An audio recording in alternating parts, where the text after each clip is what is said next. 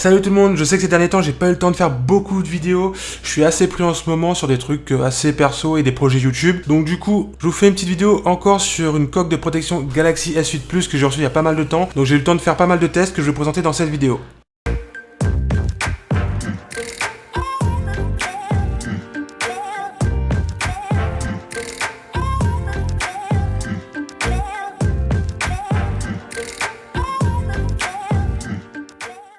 Donc comme vous avez vu, une petite coque blindée assez sympa.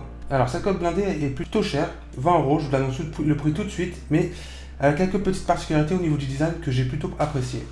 Toute cette partie-là est en aluminium et l'arrière aussi. On a une membrane en caoutchouc pour éviter les chocs et 6 vis de connexion pour attacher l'ensemble. À l'avant pour moi il manque quelque chose, c'est la protection de la vitre.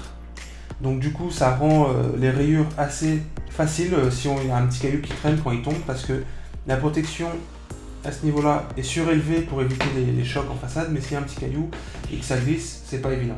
Les boutons, au niveau des boutons c'est super réactif, c'est fluide. Comparé à l'ancienne coque blindée que j'avais testé, les boutons sont totalement pratiques, ils sont accessibles et fluides. Et au niveau du capteur d'empreinte aussi c'est impeccable. Donc on est directement en contact avec l'écran du S8, pour ça il n'y a pas de souci. À d'autres niveaux, ici les deux membranes pour les haut-parleurs, je trouve ça bien, mais au fil du temps j'ai remarqué que ça commençait à se salir, à se déformer et que le tissu à l'intérieur de protection partait. Ici on a un petit pivot pour protéger la prise jack et une membrane en plastique pour le connecteur type C. À l'arrière, on a la partie uniquement en plastique, donc ce qui permet la charge à induction. Je vais vous faire le test tout à l'heure.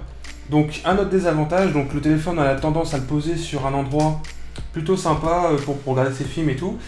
Le petit inconvénient, c'est que il glisse tout seul, donc c'est assez dommage par rapport à ça. Là on le voit pas tout de suite, mais au fur et à mesure on voit que ça glisse et vous allez bien très bien voir que le téléphone il tombe tout seul. Il manquerait un petit pivot à l'arrière pour le tenir. Nous allons passer au test de la charge à induction. Et donc, comme vous pouvez le voir, la charge à induction ne fonctionne pas sur cette coque. Je trouve ça absolument dommage. À mon avis, c'est l'épaisseur de la membrane qui se trouve entre la charge à induction et le téléphone qui est trop importante. Cependant, j'ai fait les tests en magasin pour celle-ci, pour les paiements sans contact et la NFC, ça fonctionne super. Donc il n'y a rien à dire par rapport à ça. C'est dommage pour la charge à induction quand même. On va passer au démontage de la coque. Pour la suite de cette vidéo, vous allez voir en vitesse rapide le démontage de la coque avec les 6 vis et les 3 parties bien distinctes. Pour finir sur cette vidéo, je vais vous faire un petit point sur ce qui va être prévu. Donc là, on est à 94 abonnés. Donc c'est pas beaucoup pour certains, mais pour moi, ça fait déjà pas mal. Arrivé à 100, je le répète, arrivé à 100 abonnés, il y aura un petit jeu concours afin de gagner un prix, un lot. Pour finir, je suis très actif sur la page Facebook de la chaîne. Je pense mettre en stand-by le compte Twitter. Je suis plus actif sur la page Facebook avec la publication d'innovation technologique. Il y aura d'autres projets en cours. N'hésitez pas à me laisser un commentaire et lâcher un petit pouce bleu. A bientôt pour de nouvelles vidéos.